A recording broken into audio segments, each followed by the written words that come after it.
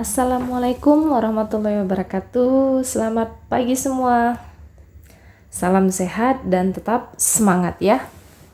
Oke, sebelum masuk ke materi kita hari ini, tetap seperti biasa kita berdoa dulu menurut agama dan kepercayaan kita masing-masing. Kemudian masukkan di salah satu doa kalian, yaitu cepat berakhirnya lah COVID-19 ini. Oke. Ingat, video ini jangan terlalu cepat kalian men-skip. Tonton dan pahami. Kemudian jika ada yang kurang paham atau kurang jelas, kalian bisa chat di Discord ataupun di WA grup saya. Oke, masuk ke materi kita hari ini, yaitu operasi dan faktorisasi bentuk aljabar.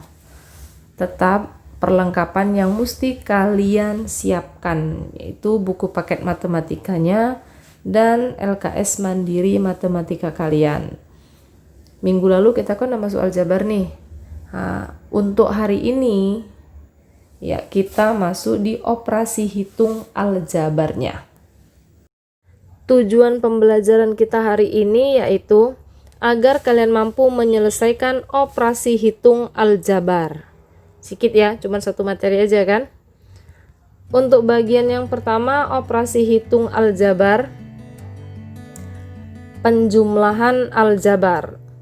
Seperti apa itu penjumlahan aljabar? Sama aja dengan menyederhanakan suku-suku aljabar. Ketentuannya ada nih.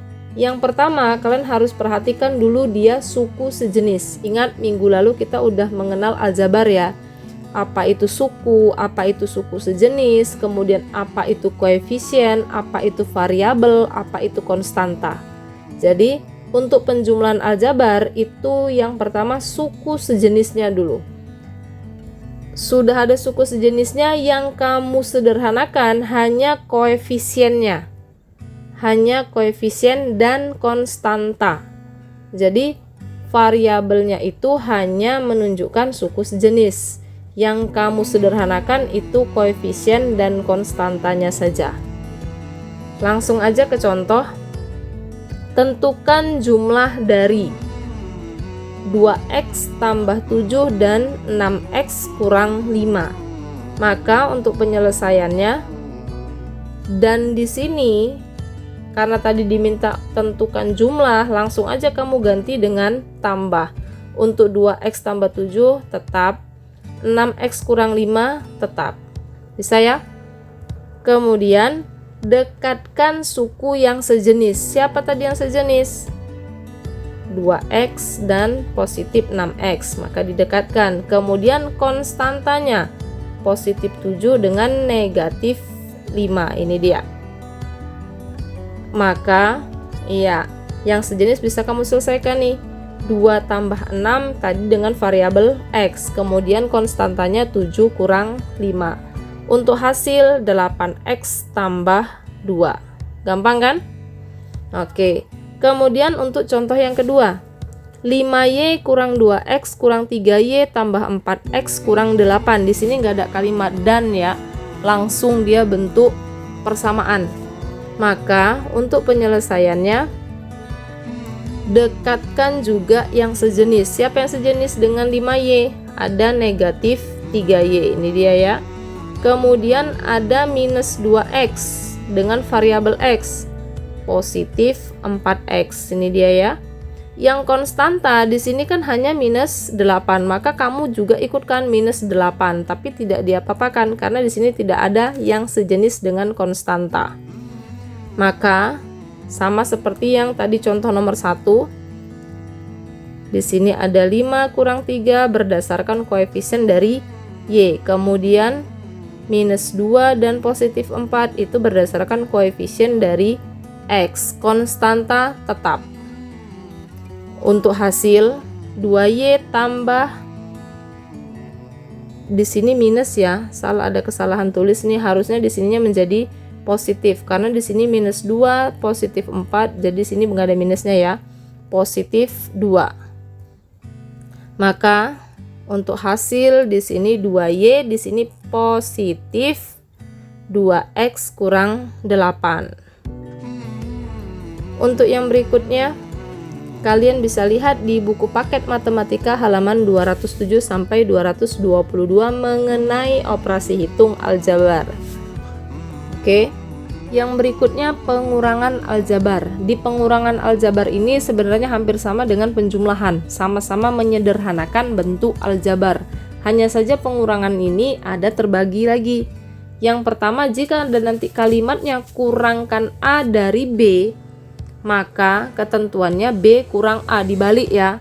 Tapi jika kalimatnya ada lagi nanti A oleh B, oleh tetap. Ingat ya, kalau misalnya dia ada dari, kamu putar. Kalau dia oleh, langsung aja. Oke? Langsung aja kita masuk ke contoh. Tentukan hasil pengurangan berikut. Yang nomor 1, 7A tambah 4B oleh 8A kurang 6B. Jadi di sini ada kalimat oleh. Oleh tadi berarti tetap ya. Nah ini, iya. Sekarang A sama B-nya itu yang mana? A itu bagian yang pertama. Sini A. B itu bagian yang kedua. Gampang ya. Sedangkan olehnya kita hanya tinggal ganti aja dengan tanda kurang atau minus. Oke? Untuk penyelesaiannya ya ini dia. Tetap A-nya 7A tambah 4B kurang 8A kurang 6B. Nah, di sini kenapa kita menggunakan tanda kurung? Iya. Tanda kurang ini atau tanda minus ini, tanda operasi hitung pengurangan, ini akan kita jabarkan dulu ke dalam. Ya, seperti apa penyelesaiannya? Langsung 7A tambah 4B, tadi kan kita kalikan ke dalam tuh kan, minus kalikan ke positif 8A menjadi minus 8A. Kemudian minus kalikan dengan minus 6B, maka menjadi positif 6B. Bisa ya? Oke, untuk penyelesaiannya hampir sama dengan penjumlahan yang tadi. Dekatkan yang sejenis. Maka mendapatkan minus 1A tambah 10B. 1 itu kan bisa ditulis, bisa ditidak. Maka bisa juga kamu tulis menjadi minus A tambah 10B. Ingat ya, hanya angka 1 yang bisa kamu tulis atau tidak. Kalau 2, 3, atau minus 2, minus 3 itu jangan dihilangkan. Untuk contoh yang kedua, 2P kurang 5 dari 10P tambah 11. Untuk penyelesaian tetap A itu bagian yang paling depan, sedangkan B itu bagian yang kedua. Kalau dari tadi kan kita balik nih, ini dia ya, bagian B ke depan, bagian A nya pindah ke belakang, kan seperti itu.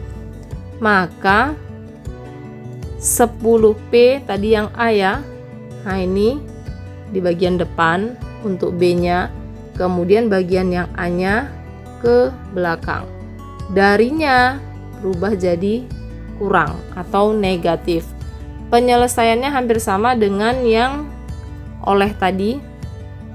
Maka diperoleh 10P tambah 11 minus 2P atau kurang 2P tambah 5 atau positif 5. Dekatkan yang sejenis, iya. Maka diperoleh 10 kurang 2P tambah 11 tambah 5. Maka 8P tambah 16. Gampang ya? Masuk yang berikutnya itu perkalian aljabar. Perkalian aljabar ini ada juga beberapa bagiannya. Yang bagian pertama itu perkalian distributif. Perkalian distributif ini juga sebenarnya sama perkalian suku 1 dengan suku 2. Seperti apa bentuknya? Kita lihat contoh. 4 buka kurung 3A tambah 2. Jadi di sini tadi kan sama aja perkalian distributif itu suku 1 dengan suku 2 ya. Suku satunya siapa? 4. Suku 2-nya yang terletak di dalam kurung 3A tambah 2. Nah, sekarang untuk penyelesaiannya seperti apa nih? Ya, kamu hanya tinggal kalikan ke dalam. Selama ini kan kalau misalnya untuk operasi hitung yang di dalam kurung dulu diselesaikan. Tapi karena di dalam kurung di sini tidak suku sejenis, maka tidak bisa diselesaikan. Kemudian pilihan yang kedua nih, kalikan dengan angka yang di luar. Maka dapat 12A tambah 8. Dari mana? 4 kalikan ke 3A atau suku yang pertama, 12A. Kemudian 4 dikalikan dengan suku yang kedua, siapa? Positif 2, makanya mendapatkan positif 8. Gampang ya? Kemudian untuk bentuk yang kedua, perkalian 2 suku 2. Seperti apa contohnya? Iya, ini dia ya. Perkalian 2 suku 2. Nah, ini dia 2 masing-masing suku 2. Nah, penyelesaiannya gimana nih? Iya, ini masih bentuk soal. Kemudian di sini kan ada 2 kurung, masing-masing 2 suku. Ambil yang bagian kurung di depan, suku pertamanya Y, kemudian kasih jarak suku keduanya, positif 2. Kalau misalnya nanti di sini ada 3 suku, kamu tinggal tulis lagi nih suku yang ketiganya apa, tetap kasih jarak ya. Oke, tujuan jarak itu apa? Kamu tinggal kalikan dengan kurung yang kedua. Siapa kurung kedua? Ya, 3Y tambah 5. Yang bagian positif 2 tadi itu juga sama, 3Y tambah 5. Sekarang bentuk ini kan hampir sama dengan bentuk distributif kan? Nah, penyelesaiannya juga sama. Maka diperoleh Y kali 3Y dapat 3Y pangkat 2, karena Y kali Y itu Y-nya sebanyak 2 kali. Kemudian Y dikali positif 5, positif 5Y. Positif 2 dikali 3Y dapat positif 6Y. Terakhir positif 2 dikali positif 5 dapat positif 10. Kemudian dari bentuk ini ada nggak kira-kira yang sejenis? Iya, ini dia ya, sejenis. Ingat, sejenis yang kamu jumlahkan atau kamu sederhanakan hanya koefisiennya. Maka diperoleh 3Y kuadrat tambah 11Y tambah 10. Ada lagi nggak yang sejenis? Iya, tidak ada ya. Karena di sini Y-nya pangkat 2, yang di sini Y-nya tidak memiliki pangkat atau pangkat 1. Jadi udah jelas berbeda. Kemudian untuk bagian yang terakhir, pengkuadratan suku 2. Pengkuadratan suku 2. Ya, contoh. Nah, iya. Suku 2 kan? Di sini kelihatan ya, Y tambah 4. Itu kan 2 suku. Kemudian dikuadratkan. Dikuadratkan di sini bukan berarti Y-nya dapat kuadrat, 4-nya dapat kuadrat langsung. Jadi Y kuadrat tambah 4 kuadrat. Salah ya. Tetap penyelesaian pengkuadratan. Ini bentuk soal. Iya. Y tambah 4, Y tambah 4. Jadi semua yang di dalam kurung ini sebanyak 2 kali. Yang pertama, kedua. Paham ya? Nah, penyelesaiannya gimana? Hampir sama dengan bentuk ini dia. Dengan perkalian 2 suku 2. Langsung aja Y dengan positif 4. Bagian pertamanya Y tambah 4, bagian keduanya Y tambah 4 juga. Sama, dia pasti sama. Maka kamu kalikan ke dalam, mendapatkan Y kuadrat tambah 4Y tambah 4Y tambah 16. Yang sejenis, ya, Y kuadrat tambah 8Y tambah 16. Selesai. Gampang kan? Oke. Lanjut ke kesimpulan kita hari ini. Yang pertama, penjumlahan. Penjumlahan dan pengurangan ini sebenarnya hampir sama ya. Sama-sama menyederhanakan bentuk aljabar.